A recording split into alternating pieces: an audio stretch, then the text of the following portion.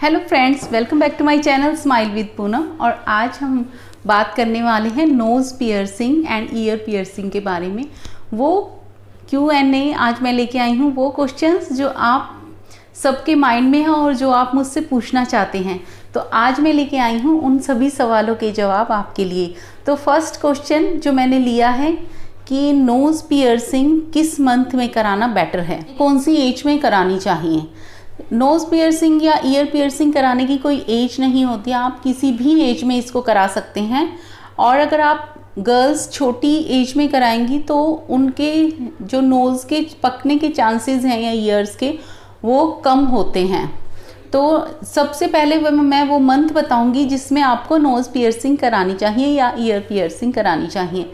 या तो आप उन मंथ्स में कराइए जब लू चलती हैं, जब बिल्कुल गर्मी का मौसम होता है, मई या जून का महीना, मई एंड जून, इन 2 मंथ में आप करा सकते हैं। सेकंड, आप विंटर्स में करा सकते हैं, दिसंबर या जनवरी में।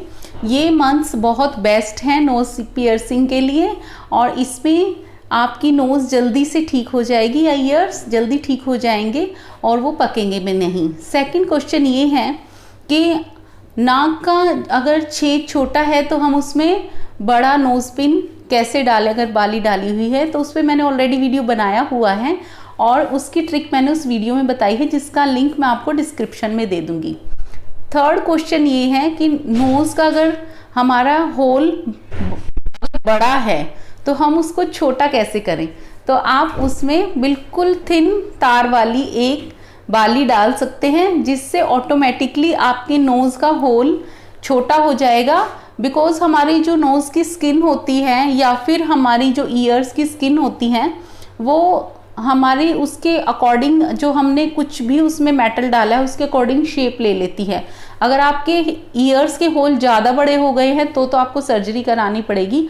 अदरवाइज अगर नोज़ का होल थोड़ा सा भी बड़ा है तो आप छोटा उसमें बिल्कुल थिन तार डाल लेंगे तो आपका नोज़ का होल बिल्कुल छोटा हो जाएगा।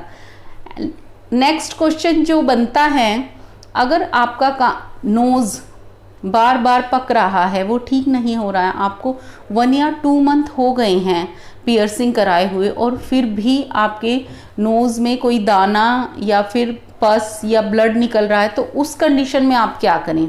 तो आजकल बहुत सारी मेडिकल स्टोर्स पे एंटीबायोटिक ट्यूब्स मिलती हैं। सबसे पहले तो आपको वो ले लेनी चाहिए, या फिर आप सरसों के 1 चम्मच 1 टीस्पून तेल में, ऑयल में, मस्टर्ड ऑयल में 1 पिंच हल्दी डाल के उसको गुनगुना करके उसका सेक करें। अदरवाइज़ आप पियर्सिंग कराते ही विक्स लगा सकते हैं, उससे भी आपके जो नोज़ पियर्सिंग है वो एकदम ठीक हो जाएगी।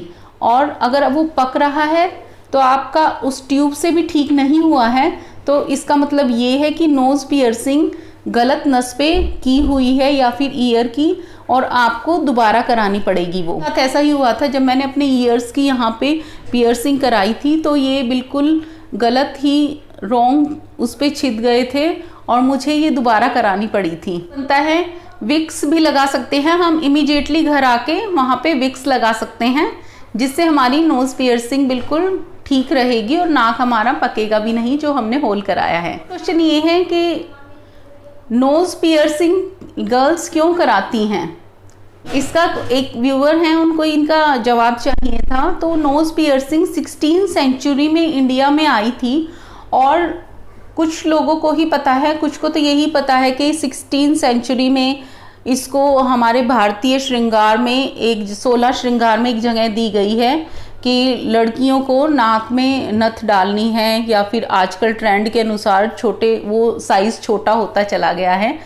बट इसका जो साइंटिफिक रीज़न ये है कि जब लेफ्ट साइड में यहाँ पे छेद, ये जो होल होता है और इसमें जब ये मेटल गोल्ड या सिल्वर डाला जाता है, तो गर्ल्स को पीरियड्स के टाइम पे जो पेन होता है वो कम होता है या ना के बराबर होता है अगर उन्होंने नोज़ पियर्सिंग कराई गई है, या फिर उनको लेबर पेन्स के टाइम पे वो लेबर पेन्स कम होते हैं।